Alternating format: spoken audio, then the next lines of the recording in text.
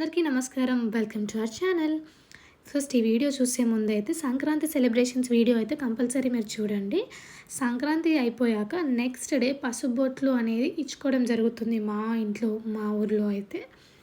పసుబొట్లకి పసుపు కుంకుమ ప్యాక్ చేసి సంక్రాంతి రోజు నోముకున్న నోము అనేది ఇవ్వడం అనేది జరుగుతుంది.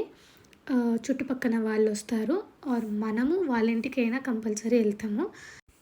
పెద్దవాళ్ళు అయితే పసుబొట్లు పెట్టేసి నోముకున్న నోము ఇచ్చేసి బ్లెస్సింగ్స్ తీసుకోవడం అయితే జరుగుతుంది.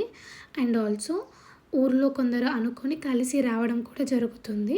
అలా అందరికీ పసుబొట్లు ఇచ్చి నోముకున్న నోము ఇచ్చి దాంతోపాటు రేగి పండ్లు ఆర్ భోగి పండ్లు మనమైతే ఇవ్వడం జరుగుతుంది. భోగి పండ్లు లేకపోయినా రేగి పండ్లు లేకపోయినా నువ్వులు అండ్ చక్కెర కూడా ఇస్తారు కొందరు. మేమైతే భోగి పండ్లు ఆ రోజు మార్నింగ్ చేసి ఇవ్వడం అయితే జరిగింది. మీరు మీ ఇంట్లో కనుమ సెలబ్రేషన్స్ ఎలా సెలబ్రేట్ చేసుకున్నారో చెప్పండి నాకు.